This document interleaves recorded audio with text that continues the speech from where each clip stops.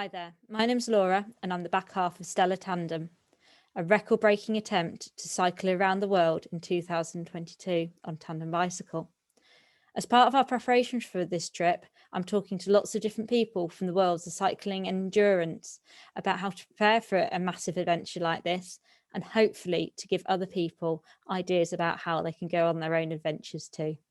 And today we have Tim, who is very excitingly cycled from Reading to Reading, which is a bit further than it sounds, and is here to tell us all about that.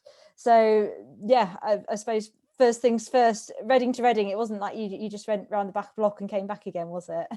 No, that would be a lot easier, I think, to be honest. But so I went from Reading, England to Reading, Pennsylvania, going east from Reading, England, obviously. And why? Because I just thought it was funny. I just liked the way that it had a start name was the same as a finish name, and that was the end of point of the journey. But it was about 46,500 kilometers in total. So it's a little bit further than just going around the block. But no, I think that's a great premise for a ride, isn't it? And I grew up in Reading as well, so we're probably quite familiar with some of the same places. But yes, so it's a great premise for the adventure. And how did this all start? Have you always been a cyclist? Was this something that you've always had a burning ambition to do? Was long distance cycling your thing, or was it a bit of more of a spur of the moment type of idea? I guess, like a lot of people, I was never really a cyclist. Like, I would commute to work by bicycle, but that was perhaps 3 miles. So that would be my total duration. But the trip came about because I used to live in Australia, maybe in 2012, and I was sitting on a bus looking at all these villages and all these little places go past, and I was wondering why we're not stopping and seeing these little places.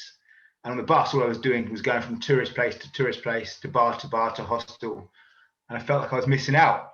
So I came up with a plan on the bus journey to cycle home from Australia. And I wrote down my little notebook, like, maybe I could just cycle home, and wrote down all the countries and thought, that'd be a good idea. 9 months, guessed it. And then I told my girlfriend, and she said, no, that's a stupid idea. So we didn't do it. And we flew home from Australia, but the idea germinated and it grew from that stage and became, especially when you go back to working in a regular job, when you're traveling, it's different. When you go back to Reading, I was a travel agent at the time. That idea kind of germinated with a frustration of the working world, and also the idea of booking everyone else's travel just made me want to go to the places that I was booking. I can imagine you're seeing all these wonderful places, and yes, your feet get itchier and itchier. And I suppose that was the draw, was it? Was it the speed of bicycle travel? Because there's so many places to go to. So what was the kind of tipping point that made you kind of go, right, I'm just going to go do this? Well, the draw was financial more than anything else, because by going on a bike, we'd worked out pretty quickly that we could afford it. Like, we didn't have a lot of savings. We had enough that would get us around the world, we thought at the time. And, once you got your bike and you got your tent and your stove, you only need to pay for fuel, which is food. So essentially that was what the reason for the bicycle travel was. But also, we both enjoyed cycling, Fernando and I. So we thought we'd be free. We'd see the world in a way that we would never see before, and it was financially viable, and we could work on our own steam. We had no time limit, which was another beautiful thing in a bike, is because you don't need to take a month off. You're doing this this is a lifestyle choice at that point. And that was something that really appealed. You're not rushing to get the next bus or the next connection. It's you've got a lot more options in terms of pacing yourself, haven't you? So definitely, like if you're knackered, you just sleep in a bush and then you get up and do the same again. Fun. So you hadn't kind of been an avid cyclist before. So did you do a lot of preparation? Were you doing training rides, or did you just get on the bike and go and figure out along the way? So during those, when we came back from Australia, it was 2012 possibly, and we were working in England for 2 years. And during that 2 years, we did do a trial trip. So we cycled from Munich to Vienna to see if we really liked it. And that was a good idea, because if we did that little trip and realized we hated this, then we would never, we could shelve the plans to go around the world. But that trip was lovely. It was very different because it was a holiday trip. So we cycled and we stayed in hotels and campsites and drank beer and eat sausages, and it was a lovely time. Yeah, but that gave us the idea that we still enjoyed the trip. And that was kind of the only real planning that we did in terms of the cycling. The day that we left, I'd never ridden the bike with all the panniers on before. It was the first time, and it was very wobbly. yeah. I'd never worn the clip-in shoes before, and then I fell over 3 times on the first day and then gave them to a charity shop in London. Oh, that's the worst. That feeling of just going down and you can do nothing about it. Traffic light, I just felt like such a wally. Oh, it's really embarrassing. Yeah, I've been there and done that. Yeah, so I went from flats ever since that third fall. And so yeah, I didn't do much planning, but we kind of worked out that we could do the planning on the road. We'd get fit if we could cycle to France. That's a good 200-300 kilometers. We'd be pretty fit, and that was the furthest we ever cycled. So at that point, the fitness would increase and the planning would take care of itself. Yeah. And how did you find the kind of the practicalities of it, like keeping the bikes running, keeping finding camps, finding wild campsites, things like that? Yeah. Was that like a whole new experience as well? So the bikes running, I actually volunteered at the Reading Bicycle Kitchen, which was a bicycle club set up in Jackson's Corner in the centre of Reading. Oh, I know where you are. Yeah. Yeah. Do you know that little place? So it's yeah, really I knew it when it was Jackson's. Yeah, when Jackson's was there, but yeah. Yeah. So Jackson's went bust. It's like an old department store, and they could never re-let it because it was such a listed building. Yeah. So a bicycle club had moved in underneath, and they were doing repairs and maintenance and volunteer community space. And I would volunteer there, and partly to learn knowledge myself. So I was able to help other people and also learn how to fix a bike, therefore fix my bike, and lots of different bikes, in fact. So that gave me strength of mind and confidence in repairing a bike, because the bike that I bought was, I just bought the frame and then put all the bits from a mountain bike onto that bicycle. Oh, so you actually built it all? Yeah, exactly. Just because it was cheaper. Yeah. And I figured that a mountain bike gearing would kind of work for a touring bike, and it did. It worked really well because it was very low. Yeah. And the frame was a steel frame for 90 quid. So because I'd done that journey of building my own bike, it actually gave me the confidence to fix anything on the road. So that was really, really amazing. Yeah, and I think that's a massive skill to have. I'm really lucky that Stevie is very mechanical, so he fixes most things that occur. But he'll fix things on the side of the road. He's fixed broken chains and all sorts. And I think it gives you a lot more leeway to keeping going when you are on the road and you don't know where the next bike shop is, if you can kind of fudge it, as it were. Exactly. You don't have to be the best, but if you can bodge something and get you to the next town, it's really empowering, because you don't have to rely on buses or trains or anybody else, or hitchhiking.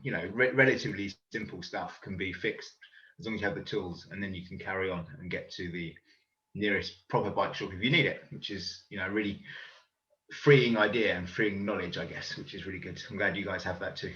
Yeah, no, it's definitely a skill to have. And yeah, I think getting involved with something voluntary like that, there is one in Derby which we've always meant to go and help out at, and we probably should at some point, but I think most big cities and towns have them nowadays. So yeah, really I think it's a fantastic idea for anybody looking to get into it. And then you obviously kind of got going, and it started off down through Europe, I believe, and then where did you kind of route from there, as it were? What was your rough kind of route, as it were? Yeah, so we kind of winged it. So we didn't really have a route, obviously, but we'd gone through France, Belgium, Holland, Germany, and then we're planning to go to Austria, Slovenia, Croatia. But we're really spending quite a lot of money in that part of Europe. It's quite expensive, and we're new to the whole thing. So we were, getting campsites and drinking beers and having lovely lunches, and we're just trying to get our feelings together, getting our wits in, I guess is a good way of putting it. So once we got to Germany, we decided, let's try and go a different way that'll be cheaper. So we went to Czech Republic and Slovakia, because we decided, let's do cheaper countries, and they were cheaper countries, so we could kind of still keep that lifestyle, but also just it would cost us a bit less, which was really good. So we went through Czech Republic, Slovenia, Hungary, Romania, which was amazing, Bulgaria, and then into Turkey, and then towards Central Asia from there, which I think is one of those sort of common across Europe routes, really. Yeah, no, definitely. I think it's a lot of the way people go, and then kind of crossing like the Middle East. It's something we've kind of, I suppose, encountered problems with. We've had to think quite hard about how we're going to get through that middle section. It's very hard for UK citizens to get visas for Iran and places like that. How did you get through? Was it the boat or? It was the boat, yeah. Yeah. So I've done the research, and you just can't get a visa for Iran if you're British. I've now actually applied for my Irish passport, so maybe in the future I can go back and see Iran. But that's an interesting idea, yeah, because it sounds like a fantastic place to ride. But it sounds amazing. Yeah. So for us, it was the boat, and the boat itself is a hassle because you get to Baku, which is on the coast of the Caspian Sea, and you need to get the boat, but there's no schedule for the boat, and they don't give you the tickets until the day the boat arrives. And they've got maybe 4 cabins on the boat, and there could be 10 people trying to get tickets. So you have to call up the office twice a day to see if the boat's there. Normally we'll look out the window, go, no boat today. And then you go, all right, no worries. And then she'll say at one point, you'll call her up and she'll go, yep, there's a boat here. Get your tickets now, come. So you've got to peg it all the way to the ticket office, buy the ticket for the boat, which leaves that day, it's $100. And then you have to get to the boat. So say you buy a ticket at midday, the boat is leaving in inverted commas, at 5 p.m. But you've got a 60-kilometer ride to get from Baku to the boat terminal. So we got a taxi because we didn't want to risk it, but you could cycle it and peg it across Azerbaijan. And then, even with the taxi, by the time we put the bikes together, got the taxi, 2 people and 2 bikes in a taxi is quite difficult anyway. We'd got to the ferry terminal, and the captain is standing on the side of the ship, and he's waving us in. We showed him our tickets and our passports, and we're like, all right, we made it. And he goes, guys, this ferry's not leaving for another 10 hours. And you're like, okay, standard. After you've made all that effort and all that fuss and stress and anxiety that we just paid $100 and we're not going to make the boat. But the boat crossing itself was actually really lovely in a way. The cabin was very nice, very well looked after. It was almost like a Holiday Inn hotel actually, and all your meals are provided. So in that aspect, the boat is a good way of getting across to Kazakhstan. Yeah, it's just a bit, and I think that's something that from the UK you just can't imagine, that not having a timetable. We're so used to everything being so regimented. It's it's such a different outlook on things, and you just can't believe that people function or work like that. With boat might be here at some point in the next week. Yes. And what happens is, because there's a backlog, so when we crossed across to Kazakhstan, we stopped, we're maybe an hour away from the ferry port, but because there was a backlog of boats coming in, we had to wait 12 hours for the actual boat to dock into the port. So that's why they don't know, and it's quite an interesting, especially when you're on the boat and you're like, I can see it, can we go? And they're like, no, not for that. Oh, it's mad, isn't it? And I think it really kind of highlights the difference in cultures along the way, doesn't it? And was that kind of, when did that kind of come in? I mean, do you find it gradually, developed as you came through Europe, or was there kind of a very much a point you kind of went, right, we're not in familiar territory anymore? I think the first place it became glaringly obvious was when we crossed the border from Germany to the Czech Republic. And we'd gone from quite the, a nice sort of romantic forest German Bavaria to a desolate little village, bullet holes in the buildings. And it was really a stark contrast to a different landscape and a different culture and different environment, even though Czech Republic is still quite European. Yeah. They've got a lot of old history and architecture and culture, and, it's very familiar in terms of tourism. But that was like quite an eye-opener for the first time to see something very different. And then as we crossed Eastern Europe, it became more and more obvious that the people were more and more friendly, I would say. Like, we were getting more offers of random hospitality in places like Romania and Bulgaria, and then Turkey as well, which is, you can't stop without being offered a cup of tea and somewhere to sleep, which is really lovely. Oh, that's great, isn't it? And yeah, I think from everybody I speak to about these trips, it's like the people that make it, and the friendliness that you kind of receive along the road. And is that something you kind of experience the world over, as it were? Is it And be a trend? Tim and Laura Moss's book is really nice because they dedicate their Cycle Around the World book just to the people they meet, and that's kind of a testament to the amount of people you meet whilst cycling. And yeah, it is the world over. Like, it can be from Eastern Europe into Central Asia, Turkey, where you can't move for hospitality, Central Asia, where in the mountains and it's -15, people always invite you in to get out of the cold, which is beautiful. China, they're curious as to why you're in their village and are you buying any chicken feet and would you like to come and have some traditional food, which is lovely. Australia and New Zealand are prevalent with warm showers hosts, just like America. So it's not really random hospitality, but you can log on to the Warm Showers network and find somewhere to stay, which is really lovely. And then South America and Central America as well. People are just so warm and kind. And even in countries you think are dangerous, like El Salvador, Honduras, you think, oh, that could be a bit hairy. But, really you sit down and have a watermelon with a family and you say, they say, welcome to Honduras. And you're, oh, actually, this is okay. This is going to be a good spot. Oh, that's amazing to hear. And yeah, I think it's one of the main things we're looking forward to is just meeting people. And I think one of the things we'll probably come away from our trip with is that we because we'll be going relatively fast, that we won't have enough time. But I'd like to look at it as just a recce for future adventures and to go back and spend more time in the places we like. What were the particular places that were highlights that did stand out as certain countries or cities or towns or areas? In terms of hospitality, you mean, or just in terms of overall? Overall, yeah. What were there kind of highlights, or was it just a bit of everything? I mean, like, there were definite highlights. There were definite roads and towns and cities that were amazing. Like the road from Bishkek to Osh in Kyrgyzstan is the most mind-blowingly beautiful road I've ever ridden on. It is 7,000-meter mountains with valleys and descents and rivers and glaciers, and it's stunning. And I've never been so happy to descend for 2 days from the top of the most beautiful alpine kind of Himalayan almost mountain range down through the gorges into the rivers below, and it is stunning. So I'm sure everyone on these podcasts say go to Kyrgyzstan. It is absolutely mind-blowing. Yeah, and the beer is 25p.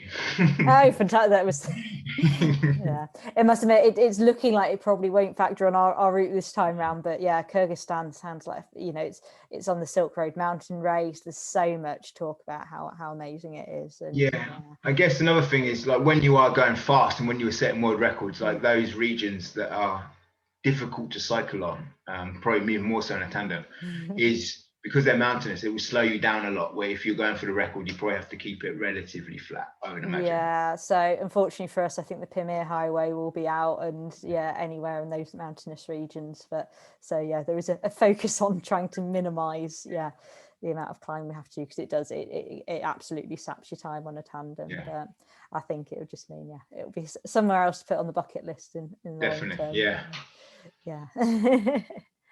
Amazing. And then you I know a reasonable amount about your trip already, because I've started reading the book, which amazing. I think it's come out, it's probably just about a week, is it a bit about 2 weeks officially. 2 weeks. So it came out I think on the 19th of Feb, and it's been out for 2 weeks, and it's really proud of it. It's really a really nice document of the trip, and I try to be honest and as humorous as I can, but it's quite a cathartic thing to write a book, especially when the trip took 3 years to write and the book took like 2.5 years to come out. So it's almost as long as writing it.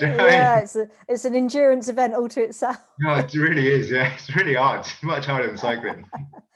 No, it's amazing. And don't tell Alistair Humphreys, but I've temporarily ditched his second book in favour of yours. So wow, thank you. That's quite the testament, I must say. So now I'm really enjoying it. I must admit I'm not quite finished as yet, but it means I've got a few kind of insights and spoilers, as it were.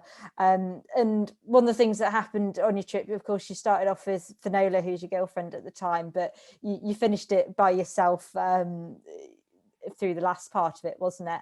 Yes. And you've been very honest already. I think it really kind of makes it your honesty about the difficulties of cycling together and kind of being on the same page and things like that. But I think one of the things that comes across is that even though there were difficulties, you were still working really hard together as a team. Mm-hmm. And I think it must be it's been a real challenge to get each other to the next spot along the road sometimes. But do you feel that you've got kind of quite an insight now to the pros and cons of being with another person? And I would say that being in a relationship with someone is one thing. Even cycling in a group is still, when you spend that much time with anyone, when you are tired and hungry, you're knackered, you've ridden all day, you're worried about your finances, it's a particularly busy road or something, you're going to rub up against each other. And if that is the one you love, or if that is your friend you're riding with, it can be very difficult to manage that situation. I think it's probably slightly harder in a relationship because you kind of not have to be together, but you've chosen to do this thing together. And whereas if you were friends, you can kind of change your route a bit if you want to break up, and that chat, I think, is a bit easier to manage. But yeah, it was difficult at times. Like, there were places where we really argued and really thought about, just the smallest things, like putting a tent up, or are we having chicken soup or noodle soup? Do you know what I mean? Which is silly, but it just shows the tiredness and the levels of frustration that are just bubbling straight to the surface, which normally would be pushed down below, I think. But also we did, when things got tough, like when we were in Central Asia over the mountains, we sort of rallied as a team, as you said. And what I found, because our relationship probably wasn't perfect at the beginning, when things got tough, those cracks we pushed each other together so we could get through the danger and the cold and the potential inherent risk there is of those environments. When things become easier, like when we got to Southeast Asia and it was warm and sunny and you kind of in a tourist area, those cracks then became wider, and that's why we decided to stop riding together, because we just weren't getting on anymore. And it's not fair to say it was my trip, but it was kind of like, I think I was slightly the leading party at the beginning in terms of the planning and the desire. But yeah, when Finola went home, and that was right for her at that point, but she still did very, very well to cycle from Reading to Malaysia, which was amazing. Yeah, it's an amazing trip, and I think it's really commendable to the pair of you that you really pulled it together when things got tough. I think it's it's been amazing to kind of read that account. And I mean, I've got 6 months to spend on the same bike as my husband, so we'll see how that goes. I won't make the obvious joke about the tandem. That's already once or twice. But yeah, it's certainly going to be one of the big challenges, is trying to keep patience with each other as we go around. But we've done a few tough things before, so hopefully that will kind of narrow the cracks, as it were. And I just guess what's important to say is just talk to each other. Like, what we found is when things got tough, we would stop talking to each other, and then what you'd find is that resentment kind of builds up because you don't deal with it. Just like any relationship, it's just more thrust to the surface. So if you do have any issues, I'm sure you guys will be fine. But if you do have any issues, just talk it through early doors. I think that's the best way to mitigate any issues, and that probably goes for life as well as cycling, to be honest. Yeah, I do think these trips are kind of it condenses life around you sometimes, doesn't it? So you have to deal with everything in a very condensed form, which potentially makes you better at things in the long run.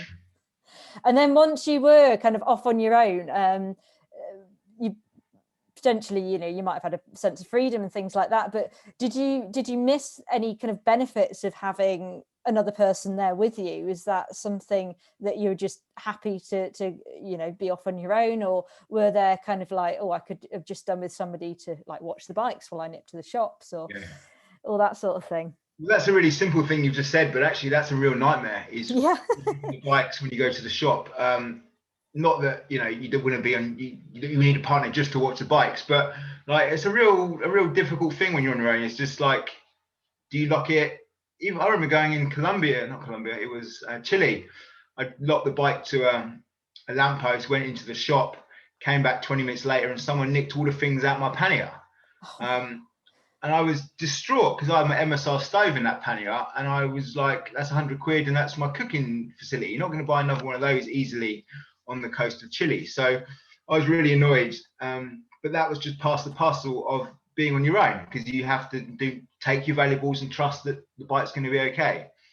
In that instance, I was quite lucky that obviously my bag in the pannier, everything looked really dirty and horrible, and I found everything dumped in a pile around the corner. So like, I'd got my stove back and it was all resolved, but it was quite scary at the time. But in terms of other things, you often miss a partner or a friend or just someone to ride with when you ride up in a lovely village or a sunset town in the evening, and you want to share it with someone over a meal or something like that, which is really special.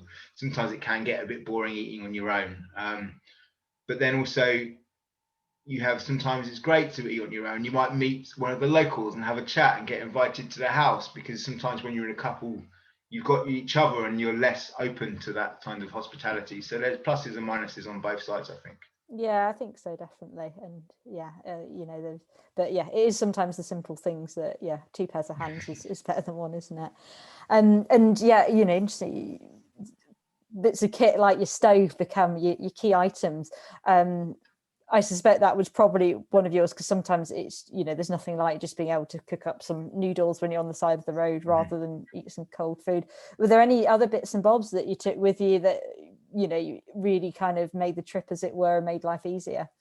My Kindle was a lifesaver, especially if I was on my own. But you know, just to read, like especially if you're in, say, the Australian outback and you've got to stop in a shady bush between 11 and 3 because it's too hot to cycle, just to read the Kindle was amazing. And you know, just to have all those books in your hand was really a lifesaver.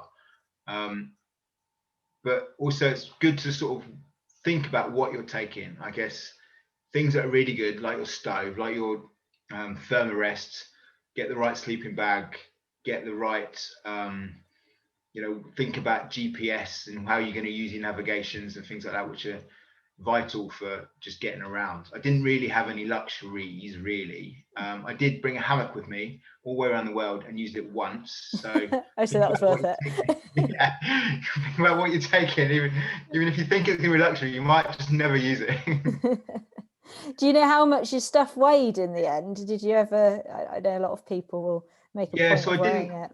So I got it all weighed when I went from Singapore to Australia, because I had to get on the flight plane. So, so my bike and all my belongings weighed about 46 kilos in total, Okay, that's which not is bad pretty. actually. Yeah, Yeah. it's not bad. So it gets worse when you have to put water on it Yeah. and food, but it was a solid steel bike and it held up really well in terms of that with that weight on. So that was good.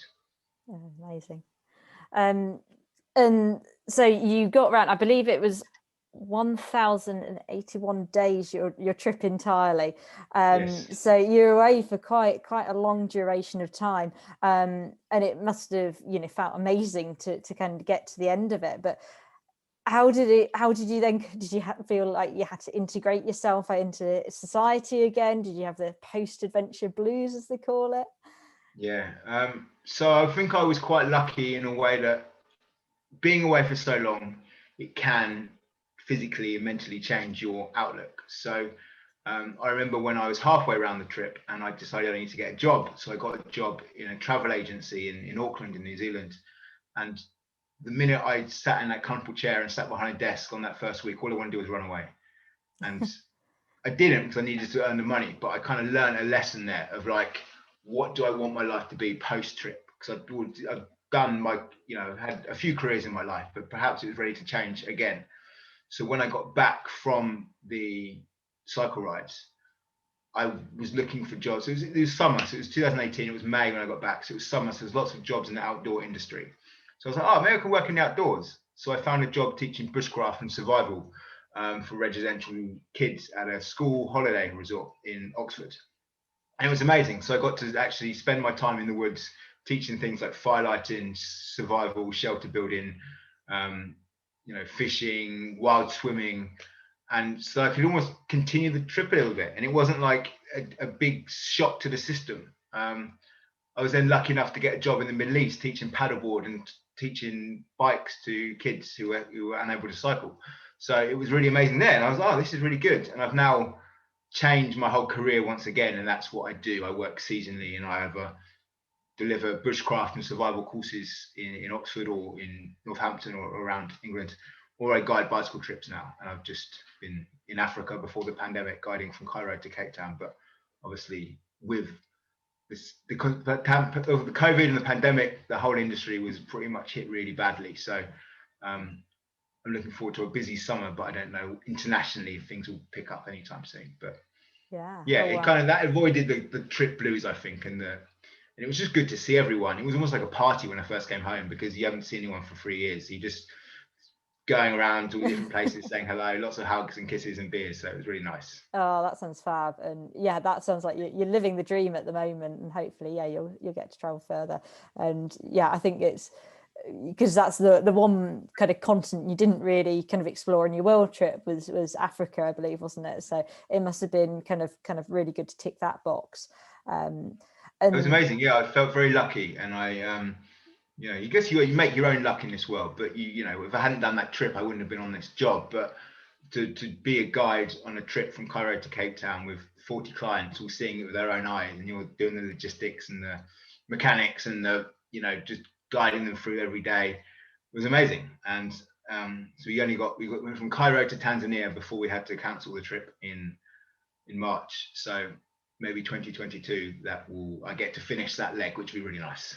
Oh, that would be amazing, wouldn't it? And yeah, it sounds like it must be an epic place ride. And I think it's fantastic that the skills you've gained from your original trip, have kind of transposed into that. I think it's an amazing thing to do, isn't it? So it is, yeah, because you learn these hard skills. 3 years on the road, that's solid skills that you learn in terms of guiding and navigation and mechanics. So that transfers really nicely into my new career, which is really good. Yeah, it's really exciting, isn't it? And then is there anything from your trip, like looking back on it now, you'd have changed, you'd done differently? You kind of think, in hindsight, you'd have, maybe gone about a different way? I think there are places I would have probably gone that I missed out in terms of cycling, like between, say, Chile and Argentina. Sometimes I was unable to cycle the really hard and famous roads of the passes, so the Paso San Francisco, Paso, the Pink Laguna route in Bolivia. Because of snowfall, I couldn't get there. So that was kind of missed out, not only from a logistical point. So I could have waited for the snow to melt or the storms to pass. But because I was always on a bit of a budget, I kind of felt that if I'm waiting around, I'm spending money that is not propelling me forward. So I guess probably the biggest lesson learned would actually be maybe go with a little bit more money. Just because there were times when I really did have to worry about it. When I had like 800 quid left in 5 months, you're thinking, God, that's going to be tough. Yeah. But you get by. But there was probably some opportunities and things that I could have done being a tourist. Like I could have gone to Machu Picchu, say, and things like that while I was in Cusco that I couldn't afford to actually do at the time. So that was a bit of a shame, but it was a trip about the cycling. Yeah. And I guess I had to do it in my own way, which was to generally be quite poor the whole time, I did enjoy that, so that was fine. Yeah. I think that's the thing. You either go hard and fast, or you go slow and long. And the longer you're out there, the more it costs. But yeah, I mean, it sounds like you really got the knack of being quite frugal. And yeah, I think it's a whole different way of seeing the world, really, isn't it? When you realise how little you actually do need to survive on. Yes, exactly. Yeah, banana sandwiches and a tent in the woods, I guess, is all you need. Yeah, definitely. And prior to this, I think it is on the social medias, we're talking about like Alistair Humphreys and things like that, who've probably been big inspirations to the both of us. I mean, now you've got the book out as well, and through all your information too. Have you found that anybody's kind of come back to you and gone, wow, you've really inspired me to seek out my own adventures? Because, you know, I think we personally would like to think that through our trip we might kind of give somebody that oomph to go and do it, because so many people have these ideas and they don't necessarily just get out there and make them happen. Have you had anybody come back to you and say, yeah, you know, Tim, I've heard all about you and I'm going to go and do XYZ? Yeah, there's been some really lovely feedback from the book about how it's inspired them, especially in lockdown, and what people have thought about their lives, and maybe they could do not a similar trip, but just to go out on the bike and explore and to camp and to overnight, which I think is really, really important. It doesn't have to be 3 years. You know, the aspect of adventure can just be, you know, overnight. Alice Humphrey says it best with the micro ventures thing that he does, which is, you know, 5 to 9, not 9 to 5. And that's a really lovely thing to do. And I think that's a lovely takeaway here. It's actually more impactful that people are fitting this in their lives, which, you know, if you've got a house and mortgage and kids, you can't go away for 3 years, and that's cool.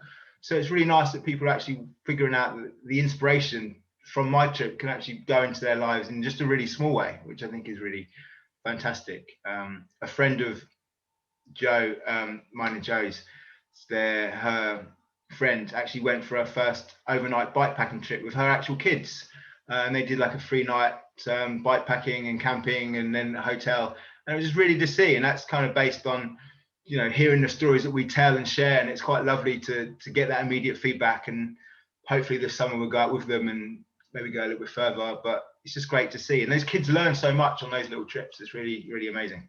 Yeah, no, definitely. And yeah, I think that's something, you know, I'm very lucky to be able to take time from work and things like that, but not everybody can do that. So, you know, if you can inspire people just to go that bit further or spend a night outside, I think it's such a big thing just to give people that impetus to do it. And yeah, that's amazing to hear that. Yeah, people That's are really kind of getting out and about. Yeah, it is really good. So yeah, hopefully as things open up again, there'll be more and more people, and yeah, hopefully there's going to be such a big demand for it. Like last pandemic, like last lockdown in March and April, all the bike shops sold out of bikes. Everyone's got a bike in the shed right now, and I think everyone is looking at a UK holiday. So why not cycle? Why don't you get on your bike and cycle between the campsites, or, you know, do the jog, or just the King Alfred Way? There's so much cool stuff in England. I think it might be a bit of a English touring explosion this summer, which would be really good to see. Yeah, definitely. Because, you know, compared to prices abroad, staying B&Bs, hotels in the UK is very expensive. And yeah, you know, if you can get out on your bike and just do it, it's a fantastic way to do it, isn't it? So yeah, it's amazing. Fingers crossed for an amazing summer. Yeah, and then if you want to go around the world, then do that too, because that's also amazing. Fantastic. I have got some tandem trivia questions for you. Amazing. So hopefully they won't be too cheesy. So have you ever ridden a tandem? No, I've never ridden a tandem. I'd love to, but I've never ever ridden one so far. You've got to give it a go. You've got to give it a go. And so yeah, if you were to ride a tandem, and you could put anybody else on that tandem with you, you know, alive or dead, famous, not, who would you put on a tandem with you? So I would love to put on my cycling inspiration. I think if we're going to go with someone I can spend some time with and have a real good chat and pick their brains, is Alistair Humphreys. When I read his Cycling Around the World book, it was the inspiration for me. And so if I could just pick his brain and just enjoy some stories from his trip, and we could share some stories, I think that would be a really fun tandem trip and a really good person to go with. Oh, he'd be amazing, wouldn't he? And he'd get you camping out and doing, you know, climbing trees and all the good he's stuff. So honest. Like he's a real human. I really like him. Yeah, he'd tell it as it is as well, wouldn't he? Yeah. Oh, he'd be fab. Yeah, I'll put him on my list too.